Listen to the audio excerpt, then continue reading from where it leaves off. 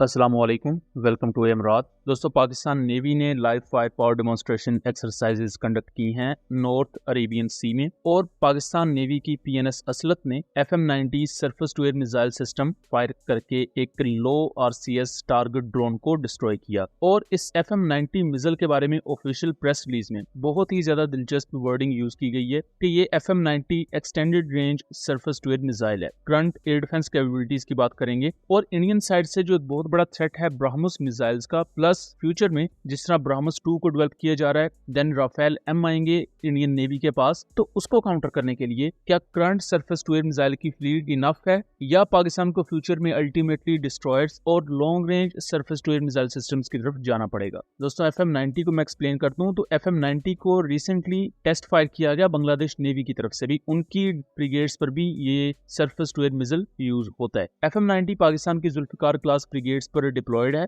जिसकी range 15 kilometre है और 6 किलोमीटर के एल्टीट्यूड तक ये अपनी टारगेट को हिट कर सकता है। FM-90 का extended range variant Pakistan navy ने टेस्ट किया है, जिसमें इसकी एक्सटेंडेड रेंज हम 15 से बढ़ाकर 20 किलोमीटर तक एज्यूम कर सकते हैं। लेकिन एक्सटेंडेड रेंज में क्या और नई चीजें आई हैं, इसके बारे में कोई भी इंफॉर्मेशन नहीं है। यहाँ अहम चीज ये हो सकती है कि FM-90 का ये जो न्यू वेरिएंट है पाकिस्तान नेवी ने टेस्ट किया, इसका सीकर मॉडिफाई किया गया हो, जिसकी वजह से ये इवन टर्मिनल फेज में आने वाले मिसाइल्स को भी रोक सकने के काबिल होगा। प्लस अगर कोई एयरक्राफ्ट या हेलीकॉप्टर एनिमी का इसकी रेंज में आता है तो ये उसको डिस्ट्रॉय करने के काबिल होगा। लेकिन यहाँ सबसे अहम चीज टर्मिनल फेज में वो मिसाइल्स ही हैं, चाहे वो सबसोनिक मिसाइल्स हों या सुपरसोनिक मिसाइल्स हों। अल्टीमेटली नेवल वॉरफेयर में आपकी शिप की तरफ अगर एनिमी की तरफ से कुछ आ रहा है तो वो बहुत ही ज्यादा शॉर्ट रेंज पर जो चीज आपने रोकनी है वो मिसाइल्स हैं। खासतौर पर चाइना भी अपनी डिस्ट्रॉयर्स पर HQ-10 जैसे terminal surface to air missile systems use करता है, जिनकी सिर्फ 9 किलोमीटर रेंज होती है। और इनको डिजाइन ही इस तरह किया गया होता है इनके सीकर को कि टर्मिनल फेज में अगर कोई मिसाइल आ चुका है तो उसके खिलाफ एक लास्ट जो आपके पास ऑप्शन है उसको यूटिलाइज किया जा सके। FM-90 का जो प्रीवियस वेरिएंट था उसकी एक्यूरेसी 85% बताई जाती है, जबकि अगर ये न्यू वेरिएंट की बात की जाए तो इसकी एक्यूरेसी को 90% से ज्यादा करने की कोशिश की गई है।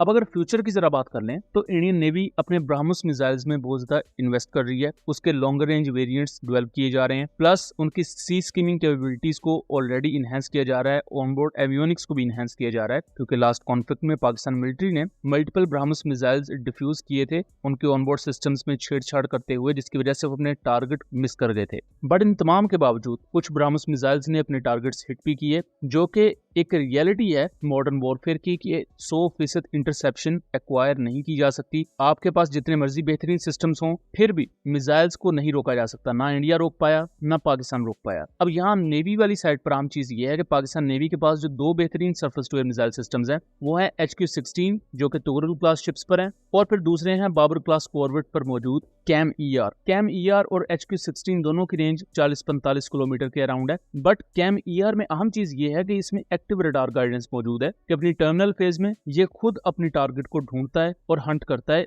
शिप पर मौजूद रडार से अपने टारगेट को इल्यूमिनेट करने की जरूरत नहीं पड़ती। अब जिस तरह फ्यूचर थ्रेट्स बढ़ रहे हैं, पाकिस्तान नेवी भी कंसीडर कर रही है डिस्ट्रॉयर्स को खरीदने के लिए, जिसमें चाइनीज टाइप 52 DL डिस्ट्रॉयर हो सकती है, या इवन अगर फ्यूचर में पाकिस्तान टर्किश डिस्ट्रॉयर की तरफ भी जाता है। लेकिन अगर खास तौर पर जो करंट ऑप्शन है उसकी बात की जाए तो वो टाइप 52 DL है, या टाइप 55 हो सकती है, लेकिन टाइप 52 DL के चांसेस ज्यादा हैं। इस पर आपको 64 VLS यानी कि वर्टिकल लॉन्च सिस्टम देखने को मिलेंगे, और ये vertical launch system universal vertical launch system है, जो कि अगेन पाकिस्तान नेवी की किसी शिप पर भी यूनिवर्सल वर्टिकल लॉन्च सिस्टम नहीं है। नॉर्मल वर्टिकल लॉन्च सिस्टम के मुकाबले में यूनिवर्सल वर्टिकल लॉन्च सिस्टम में एक ही वर्टिकल सिस्टम मुख्तलिफ किस्म के मिसाइल्स कैरी कर सकता है। यानी कि एक VLS है, उसमें आप एंटी शिप मिसाइल भी रख सकते हैं, एक surface to air missile system भी रख सकते हैं, जबकि जो ट्रेडिशनल VLS होते हैं जो करंटली पाकिस्तान और इंडियन नेवीज यूज कर रही हैं वो होते हैं स्पेसिफिक। मतलब अगर ब्रह्मोस का VLS है तो वो ब्रह्मोस के लिए यूज होगा, उसमें कोई दूसरा मिसाइल नहीं आ सकता।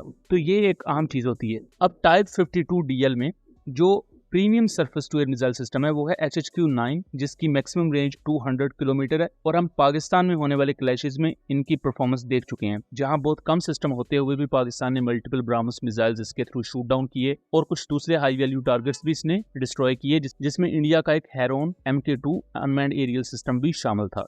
तो पाकिस्तान नेवी के लिए यहाँ बहुत ही ज्यादा आम हो जाता है कि long range surface to air missile systems acquire किए जाएं ताकि एनिमी के थ्रेट को आप तक पहुंचने से पहले ही काउंटर किया जा सके। और इस पर ना सिर्फ HHQ-9 जैसे long range surface to air missile system mount किए गए हैं, बल्कि उसके साथ साथ तो यहाँ सेकंड लेयर ऑफ डिफेंस के तौर पर HHQ-10 short range surface to air missile system भी मौजूद है, जो कि 9 से 10 किलोमीटर की रेंज देंगे। और ये मैं ऑलरेडी एक्सप्लेन कर चुका हूँ कि बेसिकली इन्हें टर्मिनल फेज में आने वाले एनिमी मिसाइल्स को काउंटर करने के लिए डेवलप किया गया है। सो दोस्तों, यह था एक एनालिसिस। उम्मीद करता हूँ चीजें क्लियर रही होंगी। वीडियो पसंद आई हो तो इसे ज्यादा से ज्यादा शेयर कीजिएगा ताकि इस तरह की मजीद इन्फॉर्मेटिव वीडियोस हम आपके लिए लेकर आ सकें। मिलेंगे अगली वीडियो में, तब तक के लिए अल्लाह हाफिज।